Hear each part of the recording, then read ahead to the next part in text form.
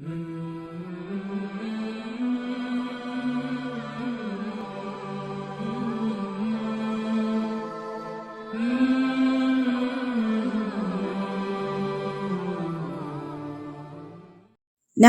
ونصلي على رسوله الكريم اما بعد فاعوذ باللہ من الشیطان الرجیم بسم اللہ الرحمن الرحیم۔ تجوید القرآن کلاس میں آپ کا خیر مقدم ہے۔ مائی نیم از حافظہ آمینہ اسلم۔ آج ہمارا سبق سورہ یاسین کا آخری سبق ہے، آیت نمبر 71، سورہ یاسین پارہ نمبر 23۔ تو چلیے ہم اپنا سبق شروع کرتے ہیں۔ بسم اللہ الرحمن الرحیم۔ اولم يروا انا خلقنا لهم مما عملت يروا، یہاں پر دیکھیں کہ را سے پہلے اگر میں نے بتایا تھا اگر پیش آ جائے تو یہ واو مدہ کہلاتا ہے۔ اب اگر یا سے پہلے زبر آ جائے گا تو یہ کیا کہلائے گا؟ اگر واو ساکن سے پہلے زبر آ جاتا ہے تو یہ واو لین کہلاتا ہے، اور واو لین جو ہوتے ہیں وہ سافٹلی پڑھے جاتے ہیں، نرمی سے پڑھے جاتے ہیں، اور بغیر مجہول کیے پڑھے جاتے ہیں، معروف پڑھے جاتے ہیں، یعنی کہ ان کو ہلایا نہیں جاتا۔ آپ اس کو ایسے نہیں پڑھ سکتے یا رو، ٹھیک ہے، یہ غلط ہے۔ یا رو، را زبر واو، رو، اولم یا رو انا خلقنا لهم مما، میم مشدد میم مشدد، دو مرتبہ میم مشدد، یعنی کہ ہم اس پر غنہ کریں گے۔ مما عملت ایدینا انعاما فهم لها مالکون۔ ایدینا پر یہ جو مد ہے، مد منفصل یعنی کہ چھوٹی مد، اس کی پہچان ہمیں اس الف سے ہوگی، یعنی کہ اس حمزہ سے ہوگی۔ جس الف کے اوپر کوئی حرکت ہوتی ہے اس کو حمزہ کہا جاتا ہے، وہ الف نہیں رہتا، وہ حمزہ بن جاتا ہے۔ سو اس حمزہ سے ہمیں اس کی پہچان ہوگی، یہ مد منفصل یعنی کہ چھوٹی مد، اس کو ہم نے 3 حرکات کے برابر کھینچ کے پڑھنا ہے۔ ما تنوین کے بعد اگر حروف اقفا میں سے کوئی حرف آ جائے تو ہم تنوین کے آواز پر اقفا کریں گے، یعنی کہ اس کو چھپا لیں گے ناک میں۔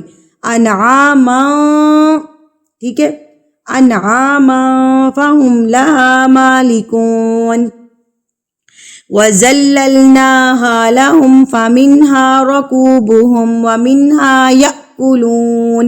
میں پیچھے بھی بتا چکی ہوں کہ یہ الف کے اوپر اگر یہ جزم آ جائے تو جھٹکا دے کے پڑھا جاتا ہے۔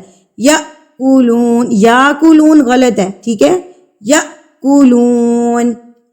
وَلَهُمْ فِيهَا مَنَافِعُ وَمَشَارِبُ، با وقفاً کلکلا کریں گے کیونکہ ہم اس پہ وقف کر رہے ہیں، اس لیے ہم یہاں پر اس کو ہلا کے پڑھیں گے۔ مشارب، افلا یشکرون، واتخذوا، واو مدہ، واو مدہ یعنی کہ واو ساکن سے پہلے اگر پیش آ جائے تو ہم اس کو کھینچ کے پڑھیں گے۔ واتخذوا من دون اللہ، نون ساکن کے بعد حروف اقفا میں سے دال آ گیا، یعنی کہ یہاں پر ہم اقفا کریں گے، اس کو نون ساکن کے آواز کو ناک میں چھپا لیں گے۔ اقفا کرنے کا طریقہ کار یہ ہوتا ہے کہ آپ نے جب نون پڑھتے ہیں آپ کی زبان کا جو کونا ہے وہ اوپر جا کے لگتا ہے۔ اقفا کرتے وقت آپ نے زبان کا کونا نون کے مخرج کے ساتھ نہیں لگنے دینا، یعنی کہ نون جدھر سے ادا اور آپ نے زبان کو ہوا میں چھوڑ دینا، اوپر لگنے، ٹچ نہیں ہونے دینا اس کو۔ من دون اللہ آلہۃ لعلہم ینصرون، لا یستطیعون، قو کو آپ پر کر کے پڑھیں گے، اگر آپ پڑھیں گے نا یستطیعون تو یہ تا کی ساؤنڈ دے گا، تا، تو یہ تا نہیں ہے، یہ تو ہے، تو اس کو پر کر کے یعنی کہ موٹا کر کے پڑھیں گے، ہونٹوں کو تھوڑا سا گول کر لیں، پاؤٹ شیپ میں کر لیں تو آپ کا جو تو ہے وہ اچھا ادا ہوگا، موٹا ہوگا، پر کر کے ادا ہوگا۔ لا یستطیعون نصرہم، را کے اوپر جب زبر آ جاتی ہے تو را بھی پر کر کے پڑھا جاتا ہے، یعنی کہ موٹا کر کے پڑھا جاتا ہے۔ نصرہم وہم لہم جند محضرون، روح کو ہم کھینچ کے پڑھیں گے کیونکہ یہ واو مدہ ہے، اور واو مدہ سے پہلے اگر واو ساکن سے پہلے اگر پیش آ جائے تو یہ واو مدہ کہلاتا ہے، یعنی کہ اس کو ہم نے ایک حرکت کے برابر کھینچ کے پڑھنا ہوتا ہے۔ فَلَا يَحْزُنْكَ قَوْلُهُمْ، یہاں پر جو مین چیز میں آپ کو بتا دوں، یہ جو آپ کو چھوٹی سی میم نظر آ رہی ہے یہ وقف لازم کی علامت ہے۔ یہ کیا ہے؟ وقف لازم کی علامت ہے۔ اگر آپ کو یہ چھوٹی سی میم چاہے تو آیت کے درمیان میں نظر آ جائے، چاہے وقف تام کے اوپر، یہ گول سرکل کو وقف تام کہتے ہیں، چاہے آپ کو اس کے اوپر نظر آ جائے، آپ نے اس پر رکنا ہی رکنا ہے۔ اگر آپ نہیں رکتے تو گناہ ہوگا ہمیں، اور جو ہے یہ حرام غلطیوں میں شمار ہو جائے گا. ٹھیک ہے, یہاں پر ہم نے رکنا ہی رکنا ہے. یحزنک قولہم انا نعلم ما یسرون وما یعلنون اولم یر الانسان یہ جو واو ہے نا, یہ آپ نے ہونٹوں کی گلائی سے ادا کرنا ہے. آپ کے ہونٹ اتنے گول ہونے چاہیے واو ادا کرتے وقت کہ آگے کی طرف بڑھیں گے آپ کے ہونٹ اتنے گول کہ پینسل کا سکہ تو گزر سکے لیکن پوری پینسل اس میں سے نہ گزر سکے, تو آپ واو کی ادائیگی کریں گے. اولم یر الانسان انا خلقناہ من نطفۃ فاذا هم خصیم مبین. خا پر پڑھا جائے گا, حروف مستعلیہ میں سے قاف پر قلقلہ کر کے اس کو بھی پر پڑھا جائے گا. خلقناہ من تو بھی پر پڑھا جائے گا, ساتھ میں اس پر قلقلہ بھی کیا جائے گا. پہ اکفا ہو رہا ہے کیونکہ تنوین کے بعد حروف اکفا میں سے فا آ گیا ہے. فَإِذَا هُمْ خَصِيمٌ مُبِينٌ میم مشدد, تو یہاں پر ہم غنہ کریں گے یعنی کہ ناک میں آواز کو لے کر جائیں گے.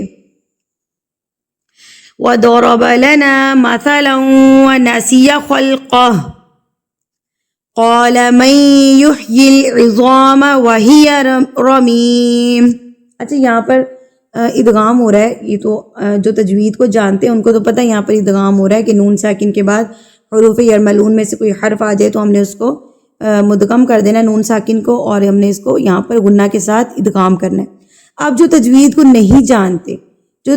نہیں جانتے اکثر کیا ہوتا ہے جب وہ قرآن پڑھ رہے ہوتے ہیں نا, تو جب ان کو یہ دو علامات اکٹھی نظر آ جاتی ہیں نا, یہ والی جزم اور یہ والی تشدید, جب ان کو یہ دو علامات اکٹھی نظر آ جاتی ہیں نا تو پریشان ہو جاتے ہیں, ہم نے یہ جزم پڑھنی ہے کہ تشدید پڑھنی ہے.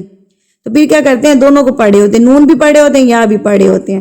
اب مجھے تو اس طریقے سے کرنا نہیں آتا, لیکن وہ پتہ نہیں کیسے اس کو نون بھی پڑھ لیتے ہیں اور یا بھی پڑھ لیتے ہیں, تو غلط طریقہ کار ہوتا ہے. آپ لوگوں کے لیے میں یہ بتا رہی ہوں جن کو ادغام کا نہیں پتہ, جو کہ قرآن پڑھتے ہیں, جو تجوید کو نہیں جانتے, تو ان کے لیے میں یہ بتا رہی ہوں کہ اگر آپ کو یہ نون ساکن مطلب یہ والی علامت ساکن کی اور تشدید کی اگر کہیں پہ اکٹھی نظر آ جائے تو آپ نے ساکن والی علامت کو مدغم کر دینا ہے. آپ نے ساکن والی علامت کو مدغم کر دینا یعنی کہ اس کو نہیں پڑھنا. آپ نے ساکن والی علامت کو نہیں پڑھنا, آپ نے کیا کرنا ہے, میم کو ڈائریکٹ جا کے یا سے ملا دینا ہے.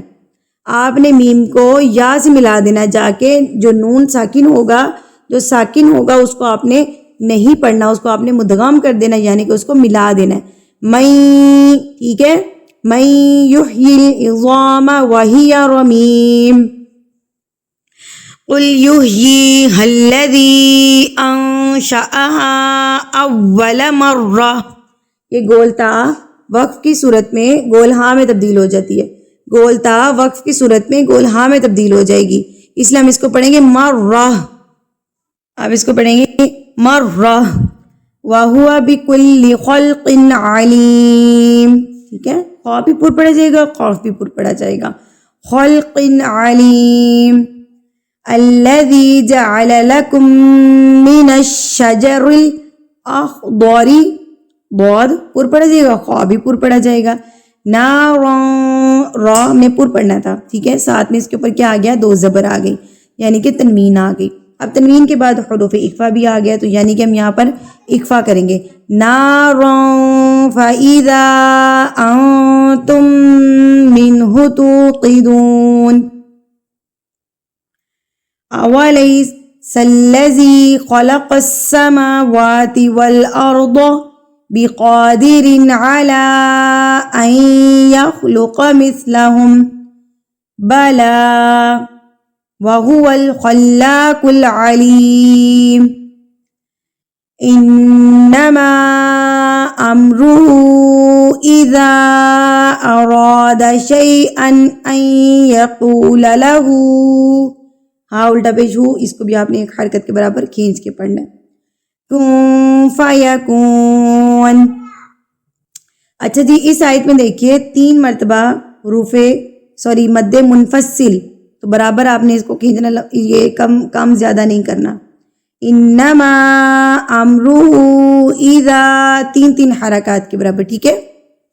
أراد شيئا أن يقول له كن فيكون فسبحان الذي بيده ملكوت كل شيء وإليه ترجعون۔ الحمدللہ سے ہماری سورہ یاسین مکمل ہو گئی۔ امید کرتی ہوں آپ کو اچھے سے سمجھ آ گئی ہوگی۔ اگر آپ کو کسی بھی لفظ کی سورہ یاسین میں سمجھ نہیں آئی تو آپ مجھ سے کمنٹ سیکشن میں لازمی پوچھیے گا اور اپنے فیڈ بیک بھی دیجیے گا کہ آپ کو میرا سورہ یاسین پڑھانا کیسا لگا، آپ کو میری سمجھ آئی ہے یا نہیں آئی، یا کچھ ایسی چیزیں جو میں نے بتانی چاہیے تھی جو کہ میں نے آپ کو نہیں بتائیں، اور کچھ ایسی چیزیں جن کی آپ کو سمجھ نہیں آئی، تو کمنٹ سیکشن میں اپنے فیڈ بیک لازمی دیجیے گا کہ سورہ یاسین تک کا آپ کا سفر میرے ساتھ کیسا رہا۔ اگلے سبق تک کے لیے، اگلی صورت تک کے لیے مجھے اجازت دیجیے۔ وآخر دعوانا ان الحمد للہ رب العالمین۔